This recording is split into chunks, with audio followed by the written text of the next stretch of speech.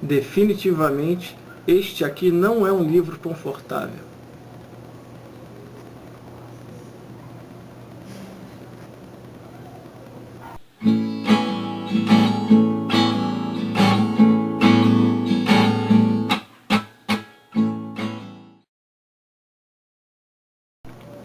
Em 2003, a escritora Lionel Shriver nos proporcionou uma experiência, no mínimo, perturbadora, ao contar a história de Precisamos Falar sobre Kevin. É uma história, assim, fictícia, mas extremamente real, plausível, principalmente nos Estados Unidos, onde ocorre esse tipo de fenômeno social. Os assassinos, se não em série, mas aqueles assassinos que chegam em um prédio, em uma escola, em uma praça pública e atiram nas pessoas, só são parados depois de presos ou mortos. Bom, Shriver conta a história de Kevin, um menino que desde seu nascimento se mostrou um tanto quanto diferente das demais crianças.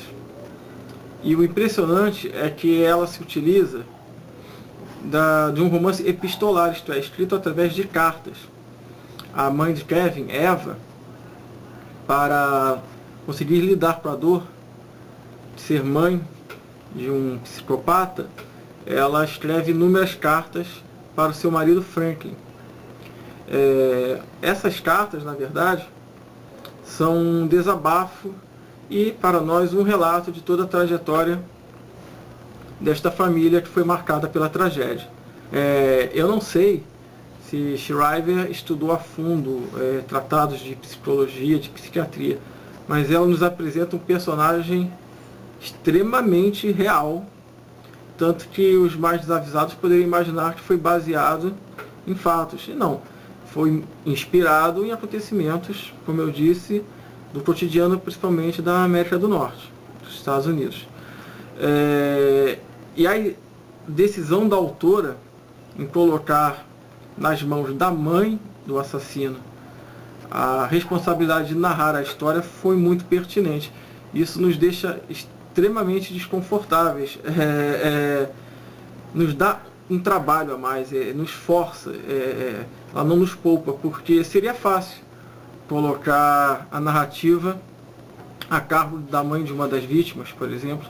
A empatia seria imediata, né? Mas quem narra é a mãe do assassino. Então nós ficamos assim naquele sentimento de dualidade. Ela gerou um criminoso, ela tem culpa, foi a sua formação, a sua criação. Desde o início ela se mostrou uma pessoa que não estava muito afeita à maternidade, ela não tinha desejo de ser mãe, mas circunstâncias a levaram a isso. E será que de alguma forma isso afetou o feto? Aí vem inúmeras teorias sobre gestação, sobre a relação mãe e feto. E além disso, sendo ela a narradora, nós também percebemos quanto ela foi vítima de tudo aquilo. Então, mas mesmo assim fica difícil. Em alguns momentos você se identifica com ela, sente pena da Eva, e em outros você imagina assim, meu Deus, ela não percebe o que está acontecendo, ou então se ela tivesse feito isso ou aquilo, a vida de Kevin e de suas vítimas não seriam completamente diferentes. Então a Lionel Shriver, ela foi muito inteligente em colocar aqui, tome, a narradora vai ser a mãe do assassino. Vá lidar com isso aí, ô leitor. Isso aí é um trabalho seu. Isso tornou o livro extremamente denso, profundo, um livro assim, no mínimo, avassalador. E a ideia das cartas, ela é predominante, porque ela consegue passar seus pensamentos, suas ideias, nos interar com a história, e ela é quase como um diário pessoal. As cartas, nesse livro, servem como uma espécie de diário, onde ela dialoga ficticiamente com o seu marido Franklin, e nós passamos a conhecer o cotidiano desta família que foi depois visitada pela desgraça e levou a desgraça a tantas outras. O interessante é que o Kevin deixa assim diversas ideias para você se pensar. Será a psicopatia algo incurável? O menino nasceu psicopata? Assim, tudo leva a crer, em boa parte da história, de que não havia nada que a mãe pudesse fazer, que o pai pudesse fazer, ou a sociedade em si, para reverter essa situação dessa psicopatia. Uma doença que o torna uma pessoa perigosa para a sociedade, portanto deveria ser banida eternamente do convívio. Ou houve falhas de criação, aquela famosa culpa da mãe ou do pai, que o pai também está muito presente na história, através dos relatos das cartas escritas por Eva. Então você, em alguns momentos, você fica extremamente irritado com o pai, porque você sabe que ali está se encaminhando para um desfecho trágico. Eles, obviamente, não sabem, então agem naturalmente, desenvolvendo o Kevin, criando, o pai pouco educando por determinados motivos, a mãe, até por uma certa repulsa, ela possui uma aversão ao menino quase que desde o nascimento. Então, por quê? Porque ele já demonstrava uma certa estranheza de comportamento, uma doença, ou a aversão da mãe levou exatamente a um desvirtuamento do caráter do Kevin. E o pai ali no meio que ignorando tudo isso, ou fingindo ignorar. Então tem hora você fica preocupado com o pai, fica com pena do pai, hora você acha que ele realmente tem um peso muito grande na questão da criação do Kevin como um psicopata, ele ter se tornado um assassino. Então é um livro muito inteligente, um livro que vai requer atenção, você não pode ficar lendo o livro assistindo televisão ou digitando em celular, e talvez você nem queira fazer isso mesmo, você vai querer mergulhar na história e compreender aí tudo que cerca na formação de um psicopata, porque nós vimos exatamente isso, desde o nascimento, a gênese de um tipo de assassino, que não foi assim devido a uma circunstância, ou não estou justificando nenhum tipo de crime, mas existem alguns atenuantes em relação à miséria, à pobreza, a uma falta até de estrutura social, falta de amor dos pais, e aqui nós vemos que parece que essa criança, independente de todo o amor que ela iria receber e de todo o conforto material, ela iria se tornar um assassino. Em dado momento, você começa realmente a analisar o Kevin. Até eu cheguei a pensar assim, que o ódio, na verdade ele não sentia um ódio, ele era desprovido de sentimento.